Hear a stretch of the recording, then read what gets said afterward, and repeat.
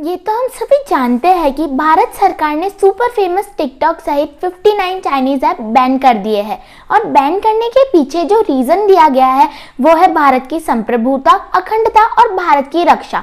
अगर सीधे शब्दों में कहा जाए तो ये ऐप हर एक भारतीय व्यक्ति का डेटा चीनी सर्वर को भेज रहे थे। हाँ जी, आज हम करेंगे इसी की बात, तो आइए मेरे साथ। हाय फ्रेंड्स, मेरा नाम है तन्मयी और आप देख रहे हैं तन्मयी व्लॉग्स।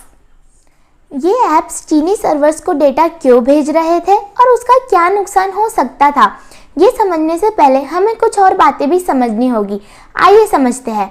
आपके पास कई बार आपके मोबाइल नंबर पर कभी किसी इंश्योरेंस कंपनी से, कभी किसी ट्रैवल कंपनी से और कभी किसी बैंक से फ़ोन आते हैं और वो आपको अपना प्रोडक्ट बेचने की कोशिश करते हैं। क्या आपने कभी सोचा है इनके पास आपके नंबर कहाँ से आए, क्योंकि आपने तो इन्हें कभी दिए नहीं।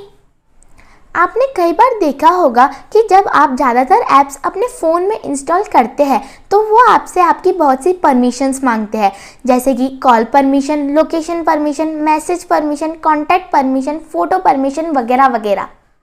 आपने ये भी देखा होगा कि कुछ न्यूज़पेपर्स लकी ड्रॉ के नाम पर अपने न्यूज़पेपर में एक ब्लैंक कॉलम बनाकर आपसे अपनी सारी इन्फॉर्मेशन मांगते हैं। आपने ये भी देखा होगा कि जब हम किसी मॉल या शोरूम में जाते हैं तो वहाँ भी लकी ड्रॉ और प्राइजेस के नाम पर आपसे अपनी सारी इन्फॉर्मेशन एक फॉर्मेट या रजिस्टर में भरने को कहा जाता है, आपके मोबाइल नंबर के सहित। ये सब क्यों किया जाता है? हमें लगता है कि ये लोग हमें कुछ छोटे मोटे उपहार देकर अपना प्रोडक्ट बेचना चाहते हैं। दरअसल ये कंपनियां धीरे धीरे करके पहले हजारों, फिर लाखों, फिर करोड़ों लोगों का डेटा इकट्ठा कर लेती है और फिर इन बड़ी बड़ी कंपनियों जैसे कि बैंक, इंश्योरेंस, ट्रेवल्स आदि को पैसे लेकर बेच देती है और फिर इन बड़ी कंपनियों के कॉल्स हमारे फ़ोन पर आना शुरू हो जाते हैं। अब हम आते हैं मुख्य मुद्दे पर। दरअसल पिछले कई सालों से पूरी दुनिया के बड़े बड़े दिग्गज देश एक प्रोजेक्ट जिसका नाम artificial intelligence and machine learning है पर काम कर रहे हैं, जिनमें अमेरिका, भारत, यूरोप और चीन भी शामिल है।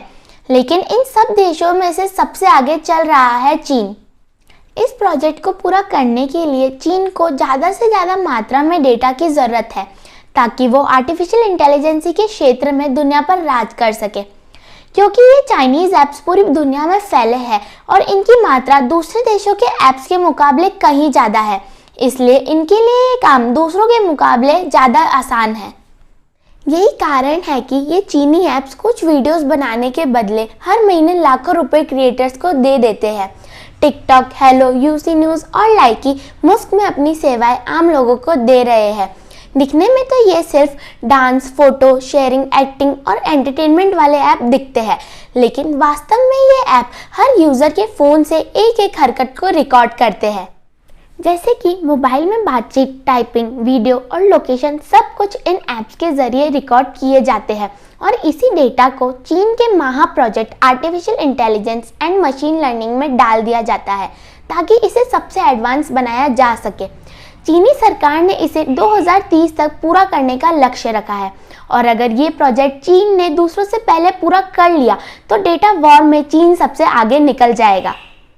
फिर किसी भी कंपनी को डेटा लेने के लिए चीन के पास ही जाना पड़ेगा और चीन उस कंपनी से मुंह मांगी कीमत लेगा।